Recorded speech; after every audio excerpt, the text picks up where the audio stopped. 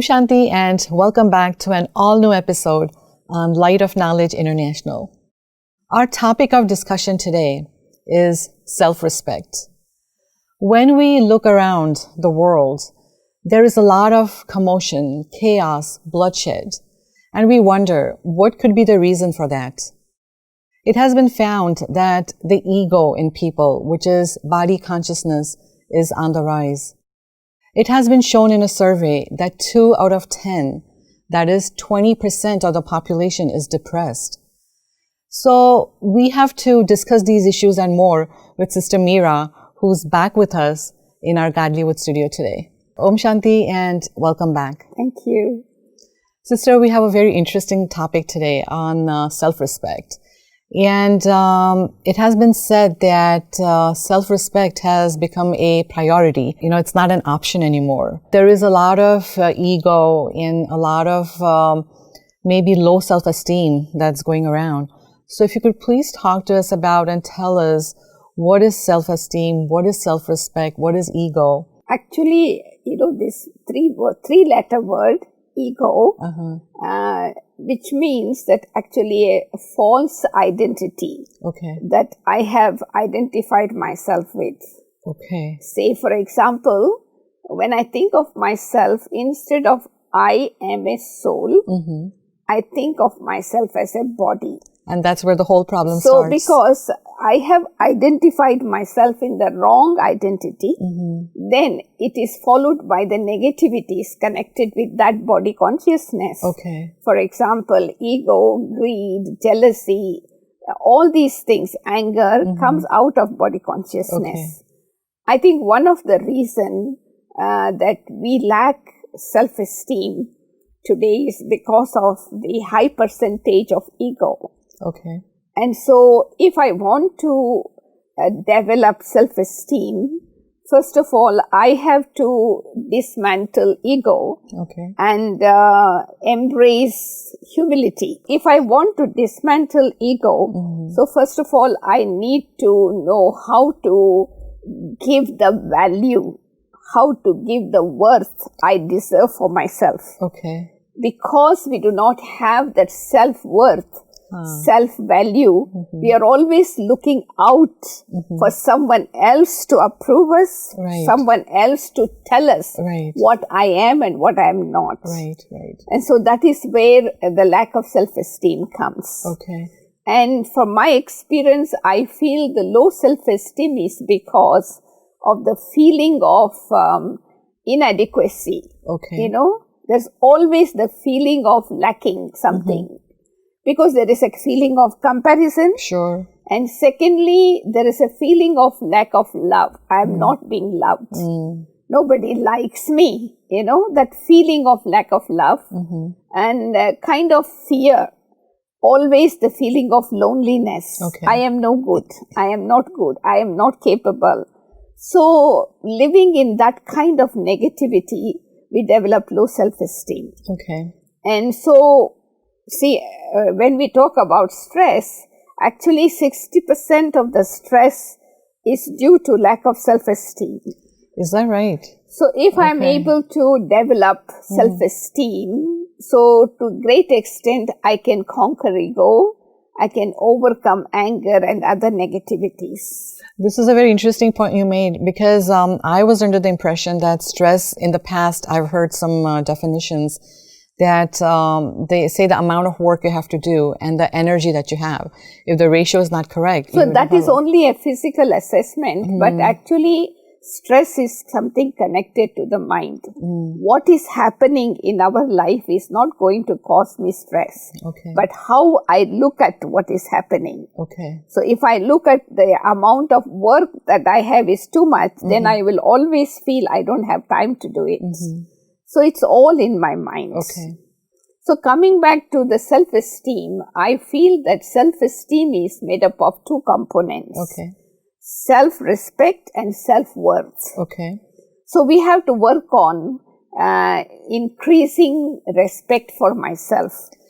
Okay, here I do have a question when we say respect, because self-respect, I mean, the term is in a way self-explanatory, that respecting myself. But are we looking at our own values or the qualities of the soul, or what is it that we look for when we say self-respect? See, self-respect means to be able to be self-reliant, to be able to have self-confidence, to know myself as I am, what I am, who I am, and then accept myself and love myself. So because I am the one who knows me better than anybody else. True. And so the first step towards developing self-respect is to evaluate myself both negatively and positively, because no man is perfect. And so we all have weaknesses, we all have specialities. Sure. So self-respect does not mean that always you look at your merits and forget about your demerits. That will make you develop ego. So my definition of self-respect is to evaluate myself both negatively and positively, so that I appreciate the value that I have the humility to remove my weaknesses. That is one definition. The second definition of self-respect is actually, see, we are all actors in this drama, and each actor have their own role to play. You cannot compare the role of one actor with another actor. So if I want to maintain my self-image, my self-worth, I should accept my role and play my role happily. Because that is what I deserve. That is why I got that role. But now to accept my role and play my role happily, I need to understand one secret. And that is, I am very special. Nobody else can play my role as best as I could. You know, I at this point have a question. When we say self-respect, it has to be realistic in some ways, because if I say, like, I am the most special person in the entire universe, sometimes maybe my ego or it won't allow me to accept this. No, what I mean is that to accept myself, I am special, means nobody else can play my role to the best of my ability. That's true. Because I cannot play your role and you cannot play my role. True. So I was designated to play this role because I can play to the best of my ability. So when I have that kind of awareness, I have that self-worth, self-value. So then I can play my role happily. That makes a lot of sense now that you've explained what it means that I'm a special person. And thirdly, as I said, you know, self-respect is to be able to be self-reliant, which means that I am not expecting other people to approve me. Because I can know myself better. So why should I wait for another person to say, you look good, you know, your appearance is good, your dress is nice, but I know it is good, that's why I'm wearing it. So this kind of expectation from approval shows lack of self-esteem. And then also, very important in self-esteem is that I should be able to recognize my specialities and use it as a gift from God. Very nice. Because when I consider it as my specialty, then I can develop ego. But if I add this sentence with that, this is God's gift for me, so I become humble. So when I use that self-speciality as a gift from God, so it becomes easy for others to experience the humility through me. So I don't take that ownership. You know? And of course, you know, in psychological terms, to have self-respect means to value myself. Nobody is perfect in our world today.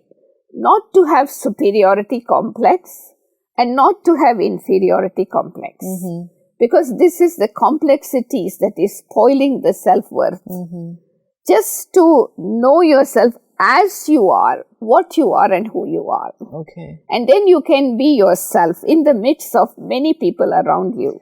Didi, again, when we say know myself as I am, who I am, again, the question comes to mind is, when we say the word self, are we again referring back to the fact that I'm a soul, I'm not the body? Yes, important, very important. Unless I identify myself as a soul, separate from this body, I cannot develop self-esteem. Okay. Because as a soul, all of us are positive. And we do have that positive values within us. And there is enough goodness within me to make myself feel good. So why should I wait for the comments from people to feel good?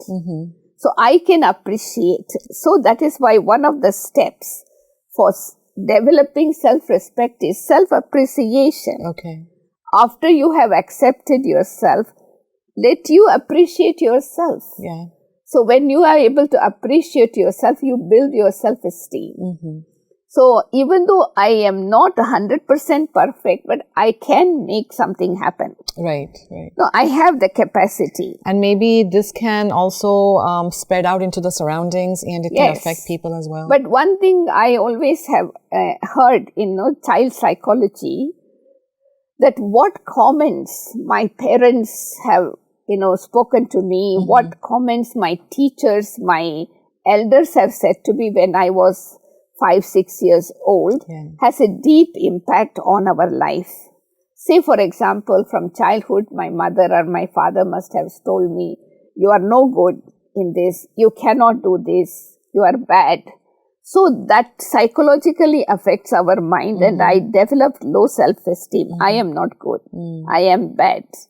So that is very important to parents to keep in mind. Yes. As they are bringing up the children, not to pass any kind of comments that could influence the building up of the self-esteem. Right. Like you said, up to 5 or 6 years of age. Yeah, it's a critical child psychology. Right. But then again, as you go to the school, people who are responsible in your life, the comments that they make about you has also a deep impact. Right. Because they are very important in my life, and if they have passed any comments that could bring disheartenment, so I suffer from self-respect because my self-image is lost. And so one of the things that we have to take initiative to build self-esteem is to, have some input into some responsible task.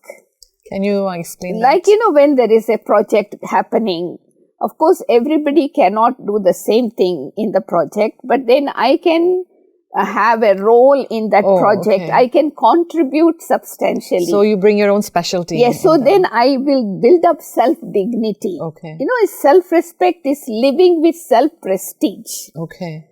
Not ego, but with that honor. Okay. Honoring yourself.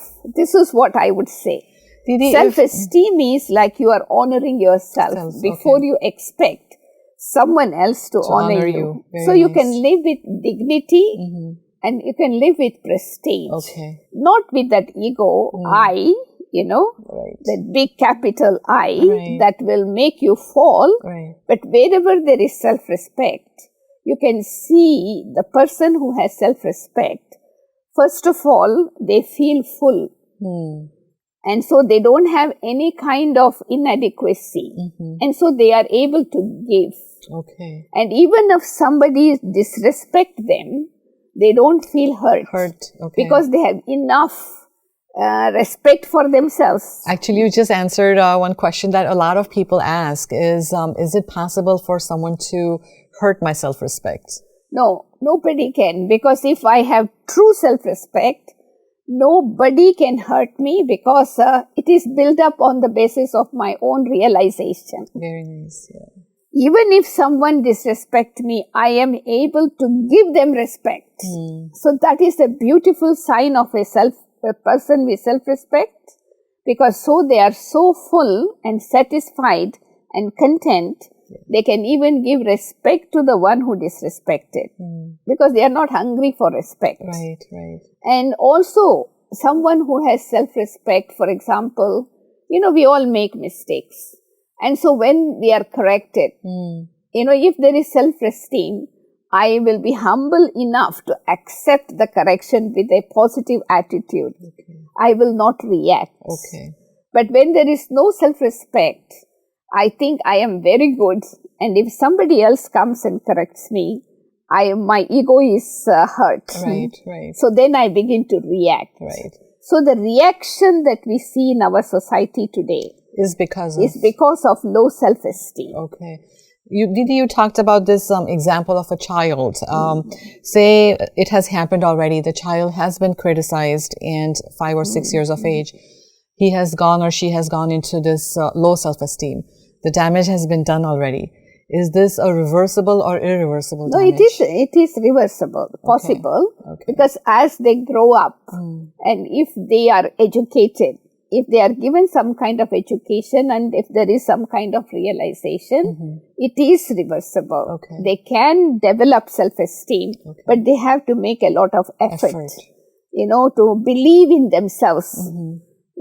Because I need to believe in myself. Right. I need to have so much of love for myself. I know myself so thoroughly that I am not hurt when people talk about me. Right. One friend of mine, actually, she was given a self-respect. It was like an affirmation that she used to write down and she used to tell herself repeatedly. But she was saying that it did not make any difference in her life. So why does it happen? I mean, is that effort not enough or the affirmation is too high? Because I think it was not done genuinely. Sometimes we repeat certain things like a parrot. We don't mean anything. Right. But it has to be done with realization, with the understanding from the heart. Okay. So when I'm thinking something honestly, then it's going to work. Right. So I think this is one of the reasons that we see in our world today so much of violence is because they cannot respect each other. They cannot tolerate another person progressing. They cannot tolerate the other person being praised in front of them. So they think that, why not me? Right. But if there is self-esteem, there is a lot of humility. They bow in front of others, not out of anything else, but out of recognizing the unique role the other person is playing. Right. And they also identify their uniqueness. Right.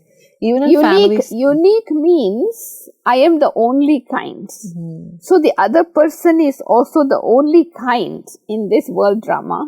So they will respect them because of that. Right. Right. Even in families today, Didi, is that the same reason why there's a breakdown of self-respect, whether it's your parent and child or between two siblings? No, because see, it's a family culture. In some culture, the father seems to be the head of the family and he is like a boss.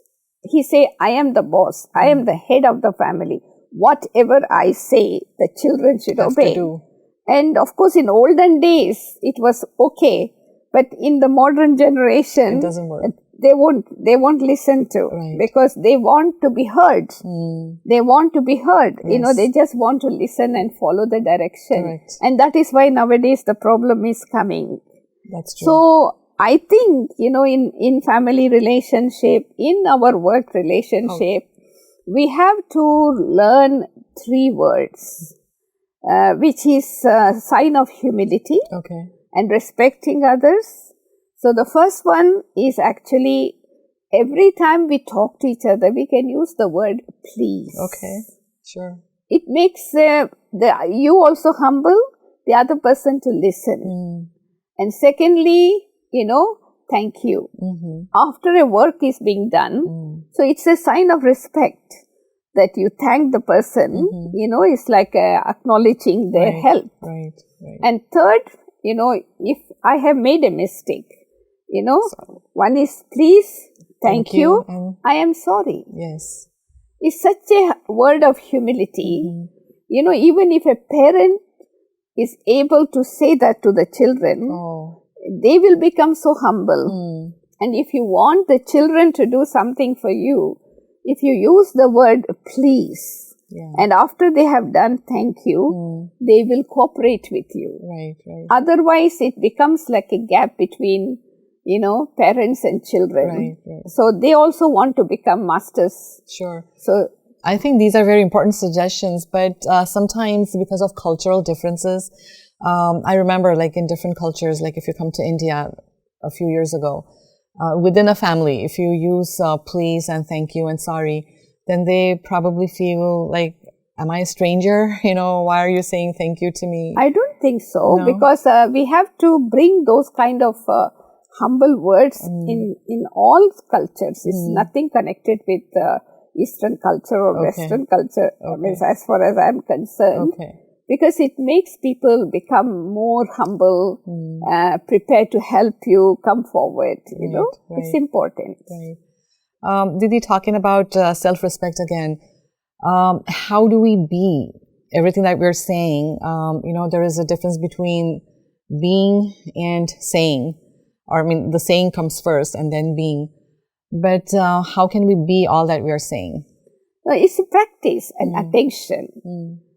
First I need to have realization that what is the cause of ego. Ego is a product of body consciousness. And as I mentioned earlier, ego is the wrong identity I have developed towards myself. Yes. And so I must seek for the right identity. Then I create an image according to my identity. See, if I connect myself with the label of the item, then I am not the label. The item is there, but for identity only the name is given. Right. So if I am given a name, a position, it's only for identity. I am not that. You are not that. Say, for example, you are driving a Mercedes car. So you are driving the Mercedes car, but you are not the car, isn't it? Right. But sometimes we develop the ego as we drive the Mercedes car, that if someone scratches, does something to the car, you get so angry as if there was a scratch on your heart. Because we have identified so much. We have identified ourselves with the object. With the object. And wherever there is ego, there is always fear. This is something I discovered recently. Ego is equal to fear. Because anything that you have ego for, you always have attachment to it. True. This is mine, I am this. And so when that ego is hurt, you have the fear of losing it. So wherever there is attachment, you have the fear of losing. That is why we say ego is equal to fear. And people who have ego, internally they are weak. But externally they show that they are so powerful by putting up that kind of face. I am. So the other person can get scared. And in fact, if you are humble, you are more strong. That's why people who have ego, they can break down very easily. They can get hurt very easily because there is expectation. Ego follows expectation, and expectation leads to disappointments. But if there is humility, if there is self-respect, even if I am disrespected, I am not hurt. Because I am not wanting anything from anyone. They said something out of their own accord. And I don't accept it. But I give them still positive reply. So in that way, slowly, as we communicate, as we interact, so maybe the person who has ego can change. Didi, you have very beautifully explained to us that ego equals fear. And we would like to take this up in our further discussion, which is coming up in our next episode. So we look forward to having you back with us so we can talk this again. Thank you. Thank you. Didi has very beautifully explained to us the difference between ego and self-respect. But we will continue to ask her more questions so we can get more clarity on this topic. But what she also said was that self-esteem equals self-respect plus self-worth. And she has also given us a guideline, you can call them tips, to develop our self-worth. And she has more tips coming our way. So we will continue this discussion and we look forward to having you with us again. So until we see you in our next episode, take care and Om Shanti.